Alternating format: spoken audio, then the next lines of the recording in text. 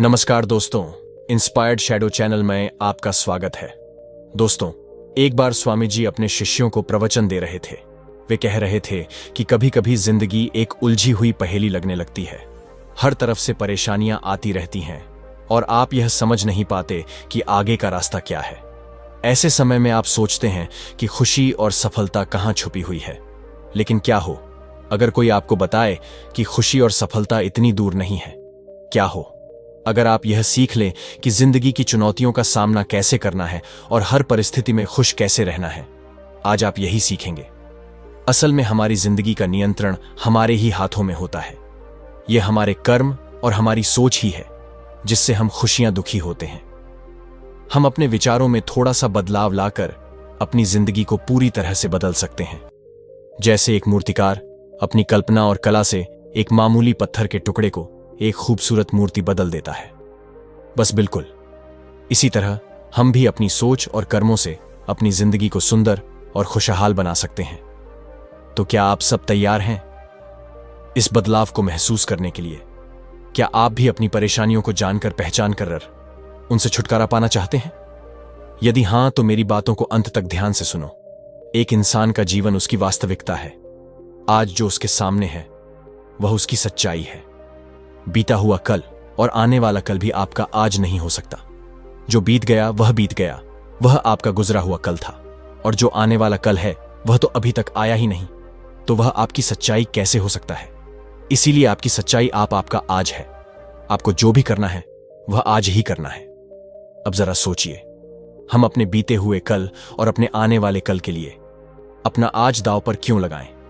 बात यह है कि हमारे आज में अगर हमारा कोई साथी हो सकता है तो वह है हमारा दिमाग। इंसान अपने आप को अपने दिमाग से अलग नहीं कर सकता और ना ही अपनी सोच से। हां, लेकिन अपनी सोच को बदल जरूर सकता है। हम आज जो कुछ भी है वह हमारा एक नया रूप ही है। अब आप पहले के जमाने के लोगों, अपने दादा दादी को ही देख लीजिए। उनकी सोच और आज की पीढ़ी की सोच में जमीन आसमान का अंतर है। इंसान के दिमाग को प्रकृति ने प्रगतिशील यानी आगे की ओर बढ़ने वाला ही बनाया है। उसे समय के साथ बदलने की क्षमता प्रदान की है। वह जो आज है उसके विचारों के वजह से है। उसके जीवन का हर अनुभव उसके चरित्र और मानसिकता को बनाने का मुख्य कारण है। यही चीज या तो उसकी कमजोरी साबित हो सकती है या फिर उसकी सबसे बड़ी ताकत।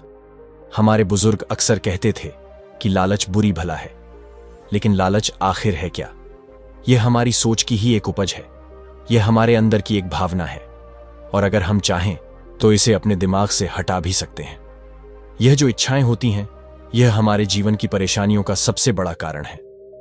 परस्पर विरोधी इच्छाएं कठिनाइयां, रंज और दुख लाती हैं। किसी महापुरुष ने कहा था कि सारी आफत इच्छा और काम वासना में है, नहीं तो इस दुनिया में सर्वत ही सर्वत है। एक बार किसी ने गौतम बुद्ध से पूछा कि इस दुनिया में आंतरिक शांति पाने का कोई एक रास्ता है क्या? तो बुद्ध ने उत्तर दिया कि अपने दिल की हर लालच, हर इच्छा को वहां से निकाल फेंको। ऐसा कहते हैं कि इंसान सिर्फ और सिर्फ उसके विचारों से ही बना होता है।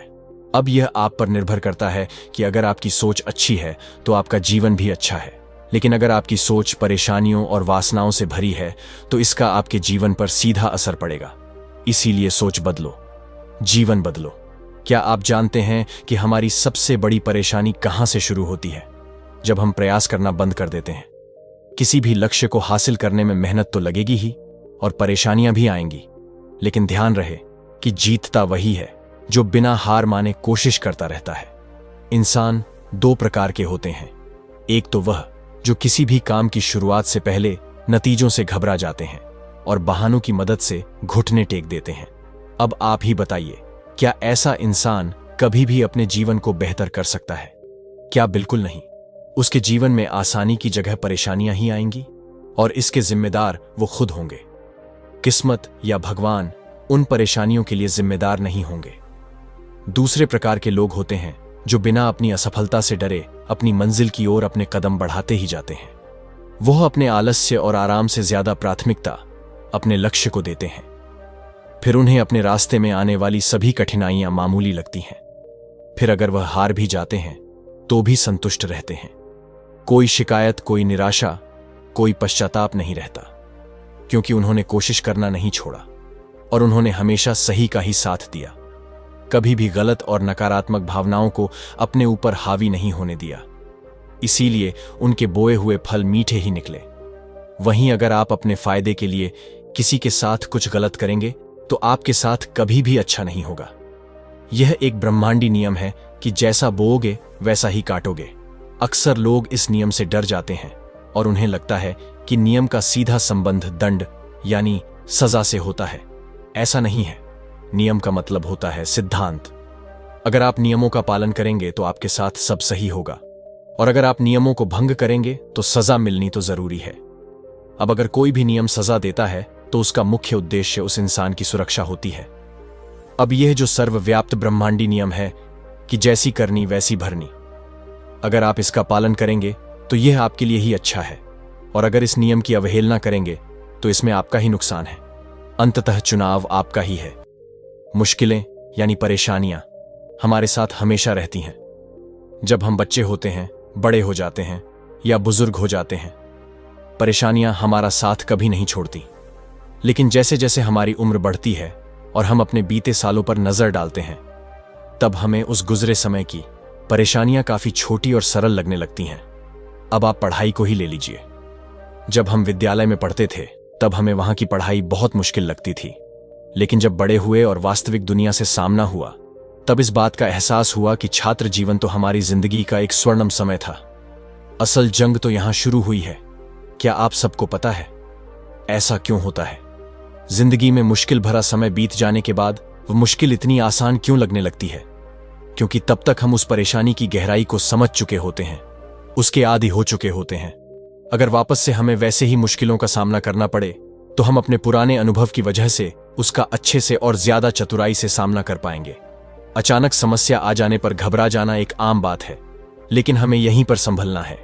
जब हम घबराते हैं तो गलतियां कर बैठते हैं। इसीलिए अपने दिमाग पर नियंत्रण करना और उसमें चल रहे विचारों को समझना बहुत जरूरी है। अगर आपने यह रुकावट पार कर ली तो समझोनी गायब हो जाएगी। मानसिक स्थिरता सबसे जरूरी चीज है, क्योंकि मुश्किल समय में आपको गलत तरीके अपनाने के विचार भी आते हैं, लेकिन इन विचारों पर लगाम लगाना ही असल परीक्षा है। अगर आप अपनी परेशानियों का दोष दूसरों पर डालेंगे तो कभी भी उस परेशानी से निकल नहीं पाएंगे।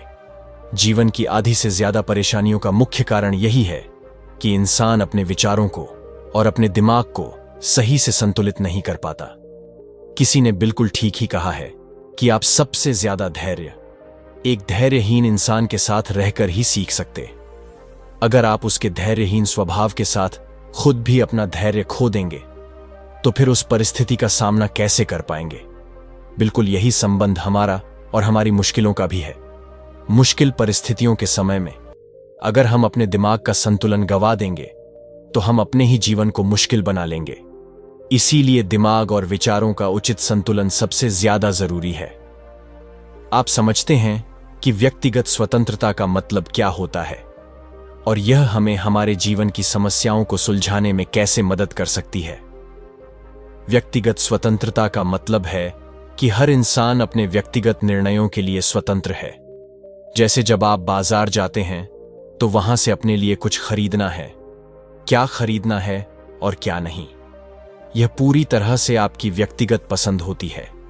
आप किसी पर भी कुछ खरीदने के लिए दबाव नहीं डाल सकते। इसी तरह व्यक्तिगत स्वतंत्रता का अर्थ है कि हर इंसान अपने विचारों का जिम्मेदार खुद होता है। आप सिर्फ अपने विचारों को बदलने की और उन्हें सही दिशा में लगाने की जिम्मेदारी ले सकते हैं, लेकिन दूसरों के विचारों की नहीं।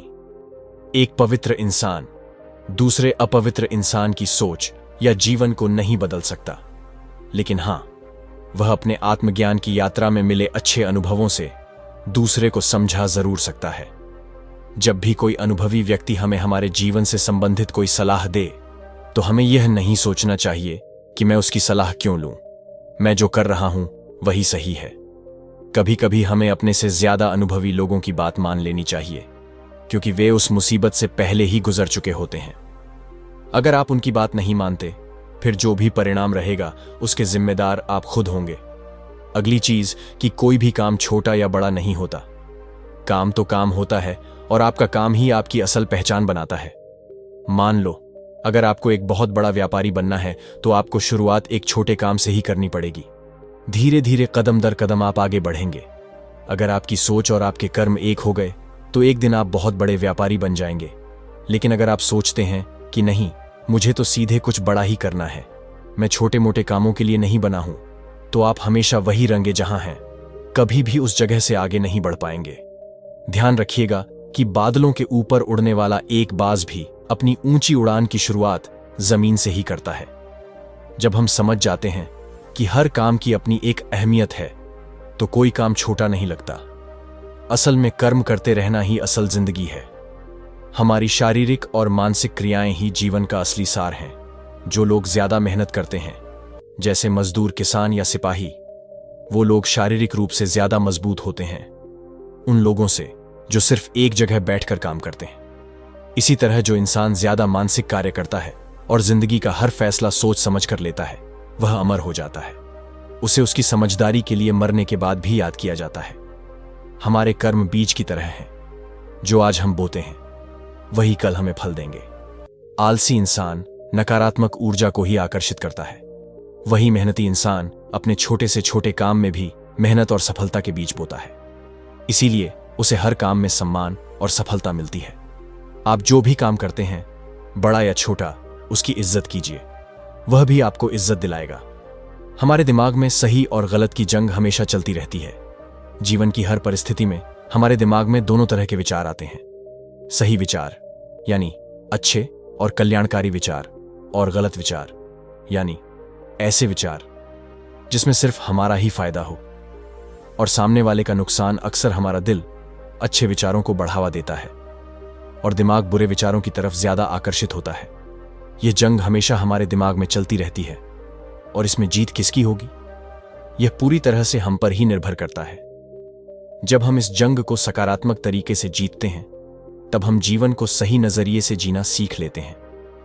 अगर हमारे जीवन में कभी किसी के साथ किसी भी बात पर मतभेद होता है, तब हम बहसबाजी या लड़ाई झगड़े की बजाय शांति पर विश्वास करते हैं, क्योंकि हम जानते हैं कि लड़ाई से पीछे हटना ही समझदारी है। असल में लड़ाई हमारे मन की लालच, स्वार्थ, जलन और बुरी सोच का नतीजा है, जबकि शांति हमारे मन के सुकून, करुणा और दया का नतीजा है। क्रोध बहुत ही बुरी चीज है। यह हमें अपनी ही आग में जलाता रहता है और इस आग की जलन से हम अपने अंदर की खूबसूरत ठंडक को महसूस करना भूल जाते हैं। लेकिन यह हमारी ही व्यक्तिगत जिम्मेदारी है कि हम अपनी समझदारी से अपने क्रोध को काबू करें। तभी हम बहुत सारी मुश्किलों से बच सकते हैं। क्रोध पर काबू पाने का एक आसान तरीका है और वह है लंबी और गहरी सांसें लेना और छोड़ना। जब भी आपको क्रोध आए और कुछ भी समझ में ना आए, तो आप यह अभ्यास कर सकते हैं। आपका क्रोध जल्दी शांत हो जाएगा और फिर आप उस परिस्थिति का शांति व स्थिरता से सामना कर पाएंगे। गुस्से में लिए हुए फैसले हमेशा हानिकारक साबित होते हैं। इसीलिए क्रोध से बचें और अपने जीवन के जरूरी फैसलों को इस आग से हमेशा बचाकर रखें, क्योंकि क्रोध हमेशा मूर्खता से शुरू होता है और पश्चाताप पर समाप्त। तो दोस्तों, उम्मीद है कि वीडियो पसंद आई होगी। अगर अच्छी लगी हो तो वीडियो को एक लाइक और इंस्पायर्ड शैडो चैनल को सब्सक्राइब भी कर लीजिए। मिलते हैं अगले वीडियो में। तब तक के लिए आपका बहुत बहुत धन्यवाद।